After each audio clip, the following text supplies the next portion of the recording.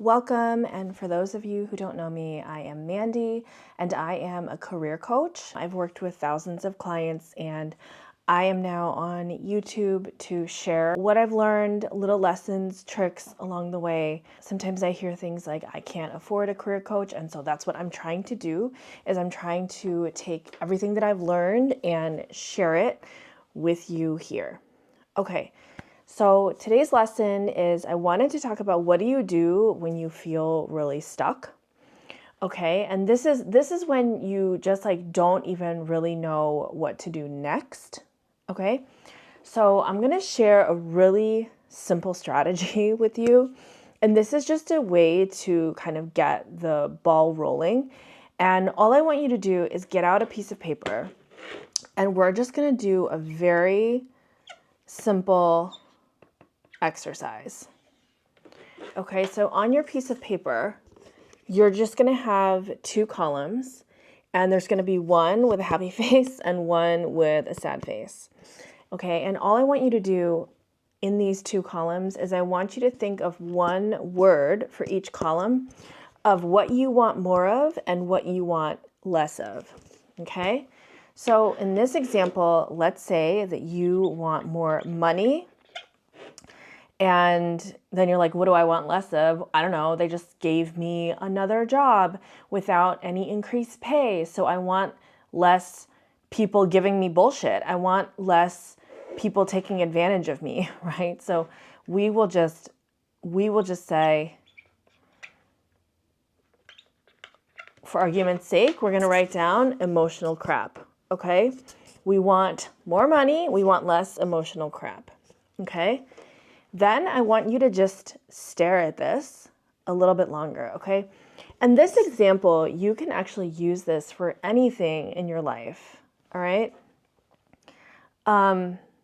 Because what we're learning is that we just need to get started, okay? So in the case of money, I want you to then drill down, okay? So for each of these things that we write down, you're going to drill down on each of them. Okay, so for the money example, I want you to think to yourself, well, how much more money?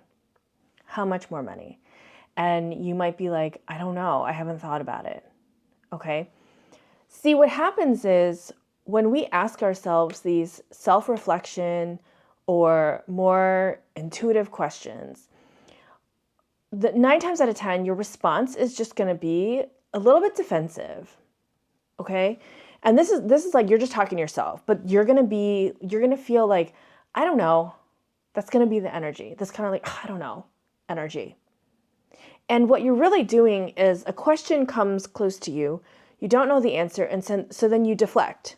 You go, I don't know. I don't know. Okay. And instead, I want you to try to just say, I don't know. And feel it. Feel the uncertainty. Feel the existential dread. Feel this sort of tumbling down, free fall feeling of, oh my gosh, I don't know what to do. And what does that mean about me? And why don't I know what to do? Is there something wrong with me? And if there's something wrong with me, am I inherently broken? Can I not be fixed? Am I unfixable? Am I unlovable? Will I die alone? Okay, I mean, really, that's what the I don't know is will I die alone? Okay, it's like, it goes to our most base human fears. Now, as you sit in this posture of I don't know, I want you to make something up, okay? Because here's what our brains do. Our brains, when they don't have an immediate answer, when like a bug flips over and then they can't flip themselves back over, and so they just do this. That's what we do in our minds is we're like, I don't know how much money I want, and this freaks me out, so I'm just gonna, and this can be like self-medicating, this can be like taking a gummy, this can be like doom scrolling, okay? So now, in order to stop that process, we are going to just make something up, okay? So I want you to throw a number out to yourself. Let's just pick a number, $2,000 more. How do you feel? Now, see, what we've done is we've given our brain a problem to analyze. Because now the brain can take the 2,000 and it has a reaction, right? It has something to react to. That's all we need to do to calm our brains, is we need to give it something to react to. So then we can say, okay, 2,000, not enough. Okay, 4,000. How does 4,000 sound? Okay, so you're going to keep doing this. You're going to keep going, picking random numbers and seeing how they feel. There's going to be a number where you're kind of like, I don't know, that's sort of low. Okay, then at a certain point, let's say you get to 10,000 more, 12,000 more. You get to a number where you're kind of like, yeah, I mean, it would be okay. But it's like a glum okay. It's not like a full, real, happy okay. It's a like, I mean, I could live with it. It'd be fine. After taxes, it's really not that much more money. It's very risky to try something new. Shouldn't I just stay exactly doing what I'm doing now? Then there will be a number where I'll be like, what about 40,000 more, or whatever number it is, right? And you're going to be like, well, holy shit. Like, really? Yeah. Okay. So when you get to that point where you reflexively say, yeah, okay, that is the number. Okay. This is just the money example. All right. But let's say you come up with some number. Let's say it's $20,000 more. Okay. I want to make $20,000 more. All right. What we're always trying to do in this game of life is understand what our desires are. Because we can feel the unhappiness, we can feel the dissatisfaction. But what we're not good at is then turning that dissatisfaction into a request. This is the equivalent of going to a restaurant and not really liking the food, being like, I don't know, I feel like this tofu is overcooked. Or getting a plate of bacon and being like, I don't know, I feel like this is a little salty. Like, okay. And really being able to know what you don't enjoy. But what we have to get good at is turning around and making the request. Okay? So this is the equivalent of then, okay, so the waitress comes over with her notepad and she's like, oh my gosh, I'm so sorry. I'm so sorry that the tofu was overcooked. What would you like instead? And this is you getting into the habit of being like, I would like a grilled cheese sandwich instead, and I'd like the toast well done, and I'd like it to be made with American cheese. Thank you. Okay? That level of specificity, we have to get good at asking for what we want. And asking for what we want begins with knowing what we want. Okay? So this little exercise of going from like, I don't know what I think I want more money. What does that look like? Okay, let's pick a number. I don't care what this number is. What I care about is the fact that you are good at identifying a need, drilling down and getting specific about what that need means to you. Now, let's take the reverse example. So let's say that you've come up with your list of things that you don't want and you've identified like, hey, I'm overworked and they've given me another role, which is like outside of my scope. No increase in pay, no nothing. And I don't like that, okay? That makes me feel like crap, okay?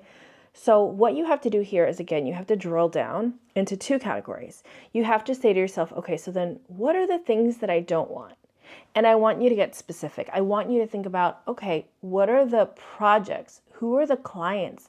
What are the meetings? What are the responsibilities that like, I just don't want to do this anymore. It's not interesting to me. It's not progressing my career. It's not fair for me to be doing multiple jobs at a time. Like, no, thank you. Okay. So we come up with a list of the things that we no longer want. And then from that, we start to try to come up with an imaginative list of things that we do want, right? The other benefit of doing an exercise like this is you start to get clear about your own perspective. We are often putting other people's needs ahead of our own. So we know exactly what the CEO wants. We know what the managing director wants. We know all the other people in the org. We have like a perfect map, perfect vision. But for ourselves, we just put ourselves last. So doing something like this is actually self-care. This is actually you saying, you know what? I matter and my emotions matter. And here's what's really happening underneath all of this, all these little charts, okay? you are building authority in your own voice. Because when we don't do this, okay, when we don't do this and we just have feelings and we just have, I'm feeling really crappy because I'm not making enough money, and I don't know, I'm just feeling really drained and miserable because everybody keeps piling stuff on me, right? One of the things that we do is we start to discredit or we start to not believe our own experience. And this is something I really want to emphasize, because I think that if there's any gift that you can give to yourself, it's the gift of believing yourself. It's the gift of being the ultimate authority. Okay? If you have a bad day and you think to yourself, God, that was a terrible day. And then the next day you're kind of like, I don't know, was it so bad? It's not so bad. I should be grateful that I even have a job. Or I don't know, I feel like I'm being dramatic, okay? If you oscillate between having a real lived experience and then doubting that experience, it's not good for you because ultimately it weakens your ability to make decisions because you're gaslighting yourself. You are saying, yeah, it was really bad, but it's not that bad, okay? That's why people don't change, is because they go back and forth, which creates a kind of emotional whiplash. Okay, I want you to be more steady and be close to yourself. Meaning, if you have a bad day, believe yourself. Okay, you're not making it up. You're not making it up. You had a bad day, and you know what? I believe you. I believe it was bad. I believe they were rude. I believe they were taking advantage of you. I believe that you felt left out. You have to believe yourself. Stop doubting yourself. Okay? Because this also goes in line with when you are out there trying to create the next thing for yourself. Whether it's, oh, you're going to finally start your business, or it's, oh, I'm going to apply to a dream job, right? The same doubt creeps in. But I don't know. Can I do it? I think I'm underqualified. I don't have like any of the things that they want. This is all very stressful. I don't know. I'm just not going to make any change. Okay? So confidence begins when you can just start to trust yourself. And the easiest way to start trusting yourself is by believing your own negative experience. If it's bad, it's bad. And that's okay, right? Again, we sit in this posture of like, it was bad and I don't have answers and I did make the decision to come here and I have to own that. And also this sucks and it's okay. Right? It's okay. All right, so try that exercise where you do the happy face, smiley face. Let me know how it goes. I'm going to keep posting more videos. If you've been following my story, I have turned in the first draft of my manuscript, which I'm very, very, very, very, very excited about. And I feel like I can breathe and I can get back to creating content. And I'm so excited to be on YouTube because I feel like you guys are such a beautiful, lovely, wonderful, smart, kind community. I have been loving the comments on the videos and, just want to continue to create stuff. And I think when I really think about like, what am I doing here on YouTube? I think that it's kind of my teacher side coming out, because I could vlog and I could do little like matcha tea things, but that's not really, I think, my greatest strength. I think my greatest strength is like taking ideas and like breaking them down into easy to understand ways, and with wrestling with big topics like what should I do with my life and what's the point and what do I do next and how do I start making money for myself and how do I build wealth and like the things that I've personally struggled with. I think those are going to be lessons that I want to turn into like tangible things that I can share with you all here on YouTube. So please like and subscribe to this video. It really helps me as a small creator. Right now, as I'm posting this, I have 800 something subscribers, and I'm really trying to get, I'm really trying to grow authentically and organically. So your support really means the world. And just thank you so much for watching. Okay, bye.